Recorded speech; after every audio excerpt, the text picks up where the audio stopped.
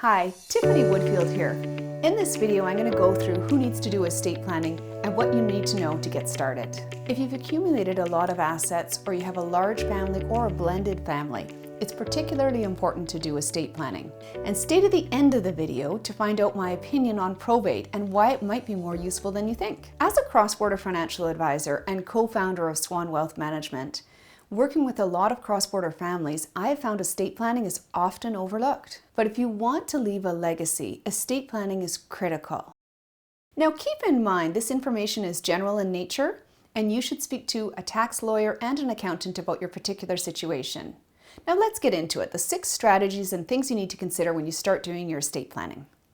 Tax planning is an important part of estate planning because without proper tax planning, more money can go to the government than you wish. There are 3 possible goals with any tax planning strategy: defer the tax, eliminate the tax, or reduce the tax. In Canada, the year of death is a major taxable event. This is because it's treated as if you sold everything the day before you died, and any capital gains could be taxable afterwards. Let's say, for example, you had an investment portfolio worth $1 million.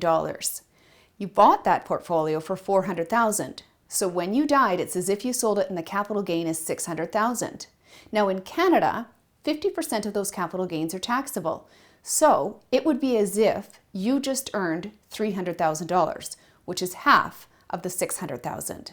Now that may sound complicated, but really the thing to think of is all of those capital gains are added to your terminal tax return. Now let's also say that you had an RRSP. It will be as if that RRSP is collapsed and all of the money that was kept in it is included in your final tax return. Say you had an RRSP worth $2 million.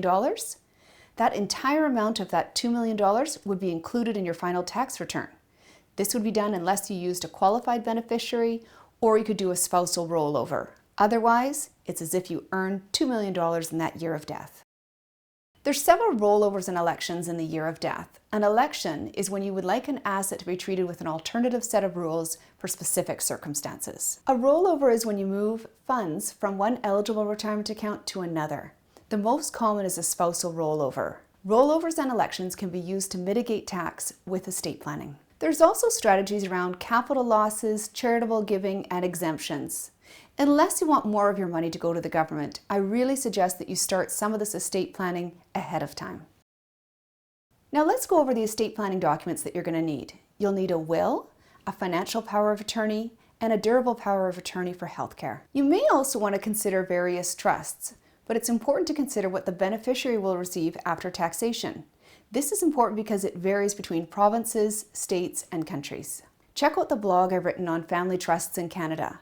The link is in the description box below. Now let's talk about probate.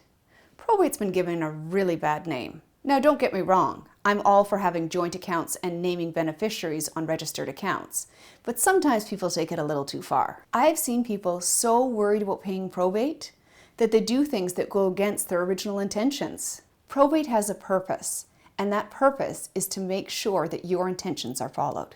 Let's consider that somebody has multiple wills and multiple executors over a few years. You have one executor that goes to the bank and says, "Oh, here's the will. Can I please take this money?" The bank teller looks at it and says, "Okay, this looks valid," hands over the money.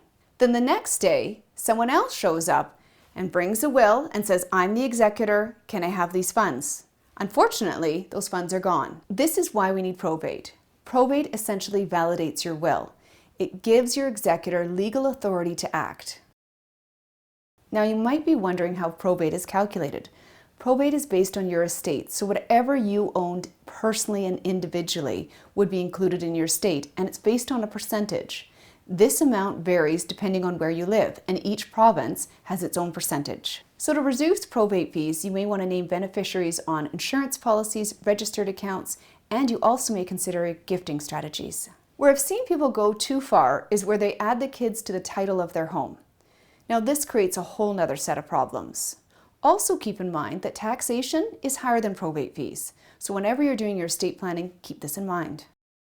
The last thing I'm going to go over is an estate freeze. This is a process that your accountant or lawyer may recommend. If you have a corporation, you may consider transferring the future growth to the heirs or family members of your business. This is where an estate freeze comes into play. This strategy freezes the value of the original owner or the freezer's shares. The future growth of those shares is in the heirs of the business.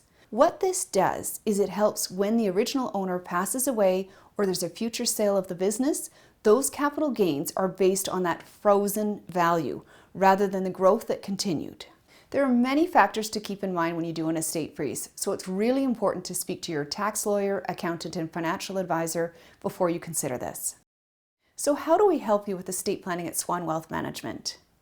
Working with Swan Wealth Management, we have Raymond James Trust Services that can help bring everything under one roof, so it makes doing estate planning a lot simpler.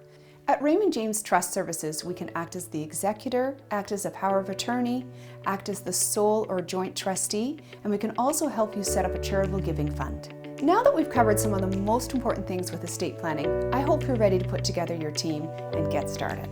Thank you for watching, and we'll see you in the next video.